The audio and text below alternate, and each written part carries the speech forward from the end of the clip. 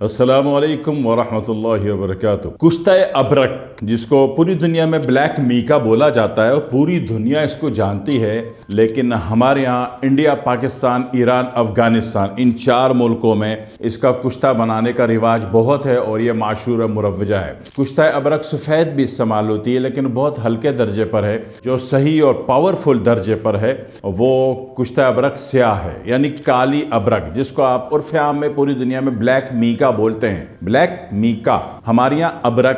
اس کی جو پیدائش کے اعتبار سے اگر بات کریں گے تو یہ سب سے زیادہ رشیا میں پیدا ہوتی ہے اور رشیا کی کافی سٹیٹس میں بھی پیدا ہوتی ہے۔ اس کے بعد فن لینڈ، اس کے بعد جو نمبر ہے وہ امریکہ۔ تو یہ اس کا جائے پیدائش ہے جہاں پہ یہ بہت بڑی مقدار میں، ادھک ماترا میں یہ پیدا ہوتی ہے، تو پھر یہیں سے آتی ہے اور پوری دنیا میں تقسیم ہوتی ہے، بیچی جاتی ہے، سیل کی جاتی ہے۔ اس کے یوزز بہت صنعت کی دنیا کے بہت سارے ڈپارٹمنٹ میں، بہت سارے یونٹ میں اس کے یوزج ہوتے ہیں، لیکن ہمارا کام ہربل کا، تو ہم اپنے ہربل کے اعتبار سے دیکھ لیتے ہیں کہ ہمارے یہاں اس کے استعمال ہمارے یہاں بھی بہت زیادہ ہوتا ہے اور بے دریغ ہوتا ہے۔ اس میں کوئی خطرے والی بات نہیں ہے، اس میں کوئی میٹل نہیں ہے، دھات نہیں ہے، منرل ہے اور قدرتی ہے، زمین سے پیدا ہوتا ہے۔ شیشے کی طرح پرتیں ہیں، چمکدار پرت ہیں اور بلیک ہوتا ہے، جس طرح کہ کبھی کبھی آپ کو نظر آتا ہوگا نا سولر پینل بلیک اور چمکتا ہوا سولر پینل کے سیل، تو سیم اسی طریقے سے یہ ہوتا ہے۔ اس کے فوائد بہت ہیں،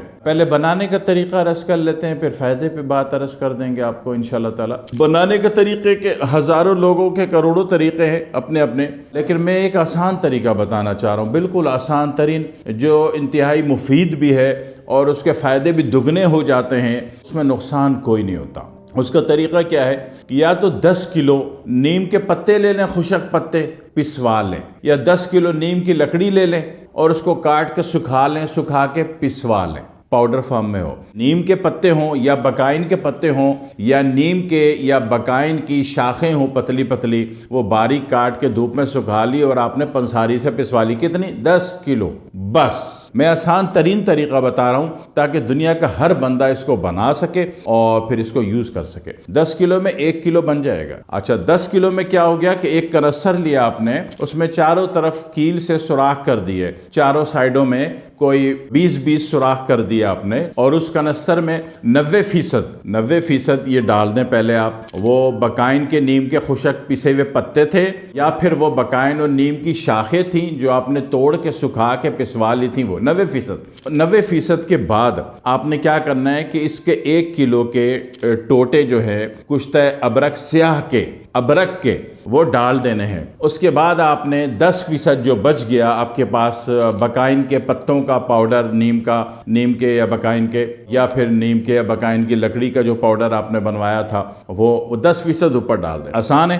اس کے اوپر ایک بڑا سا کوئلہ جلتا ہوا ڈال دیں رات کو۔ اب یہ کوئلہ جلتے جلتے جلتے جلتے نیچے آنا شروع ہو جائے گا، سائیڈوں کے اطراف بھی نیچے آئیں گی، یہ بھی نیچے آئے گا۔ سائیڈوں میں چونکہ کنستر میں آپ نے سوراخ کیا ہوا ہے، لہذا وہاں سے آکسیجن اس کی ضرورت مطابق ملتی رہے گی اور یہ بند نہیں ہوگا۔ آگ جلنے کا سلسلہ، جو آگ آپ نے لگائی ہے یہ بجھے گی نہیں، تو اینڈ تک وہ نیچے آتے آتے آتے آتے وہ تیار ہو گیا۔ صبح جو ہے، صبح آرام سے چلے جائیے اور جا کے دیکھیں گے تو راکوں کو ہٹائیں گے تو بیچ میں سے آپ کو اپنے ٹکڑے مل جائیں گے۔ ان ٹکڑوں کو بہت اچھی طریقے سے عرق گلاب سے دھو لیں، عرق گلاب میں ڈبو دیں اور ہلکا سا ہاتھ ہلا کے ان کو نکال کے دھوپ میں سکھا دیں۔ کوئی 10 منٹ میں سوکھ جائے گا، آدھے گھنٹے میں سوکھ جائے گا، بالکل کلیئر ہو جائے گا۔ اب اس کی کھرل ہے۔ کھرل کتنی دیر ہے؟ مشکل سے 2 گھنٹے بھی کھرل بہت ہے۔ اگر آپ کے پاس کھرل مشین ہے، جیسا کہ آج کل زیادہ تر حکمہ اور آیورویدا ہربلسٹ کے پاس کھرل کی مشینیں موجود ہیں، ٹھیک ہے، موٹر لگی ہوئی ہے، پیالہ لگا ہوا ہے اور کھرل آٹومیٹک، مشین چلا دی، کھرل آٹومیٹک پیس رہی ہے۔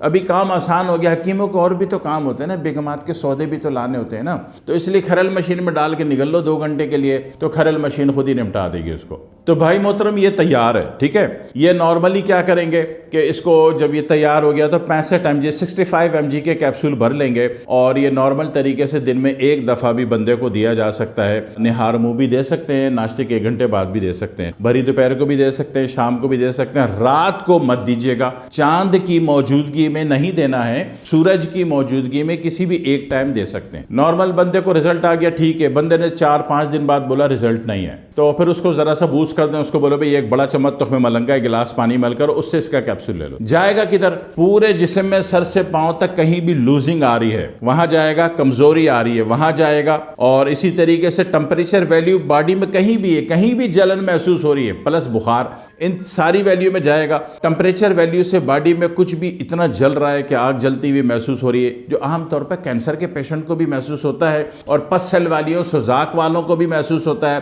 پیشاب کی نالی میں جلن ہو رہی ہے، یہاں جلن ہو رہی ہے، وہاں جلن ہو رہی ہے، کسی بھی قسم کی جلن میں، کمزوری میں، ویکنس میں اور لوزنگ میں، سر سے پاؤں تک، دماغ سمیت لوزنگ بھی بولا تو اس میں یہ کام کرے گا، ٹھیک ہے۔ اس کے بعد کچھ لوگ کہتے ہیں جناب علی میں اتنی پیاری سی ہوں، اتنی خوبصورت سی ہوں، اتنی حسین ہوں، پھر بھی ہسبینڈ لفٹ نہیں کراتا، تو خاموشی سے ہسبینڈ کو یہ پلا دیں، چائے میں، دودھ میں، کافی میں، شربت میں۔ ہاں جی، اس میں دماغ میں وہ کیمیکل پیدا ہو جاتا ہے کہ یہ جن سے مخالف کو اٹریکٹ کرنا شروع کر دیتا ہے، ٹھیک ہے، پربھاوت کرنا شروع کر دیتا ہے۔ تو اللہ تعالیٰ کی اس میں دو صفتیں، ایک تو پورے جسم پہ بھی جا رہا ہے، دوسرا روح، دماغ، سوچ اور شعور پہ بھی جا رہا ہے۔ اگر غور کریں تو بہت بڑی چیز آپ نے بنا لی۔ جتنے بھی لوگ روتے ہوئے آتے ہیں نا، ہماری پارٹنر ہمارے کو لفٹ نہیں کراتی، فلانا ڈماکا، سب کو دے دو کہ کھلا دو اس کو، تو ان میں دوستی ہو جائے گی، ان میں محبت پیدا ہو جائے گی، ان کا گھر قائم ہو جائے گا، گھر آباد ہو جائے گا۔ سوچو کتنے بڑے ثواب کا باعث بن جاؤ گے ایک دوائی بیچ کر۔ ہاں جی، اس دوائی میں اللہ نے یہ تاثیر ڈالا ہے۔ اور پھر دعا میں یاد رکھیے گا۔ والسلام علیکم ورحمۃ اللہ وبرکاتہ۔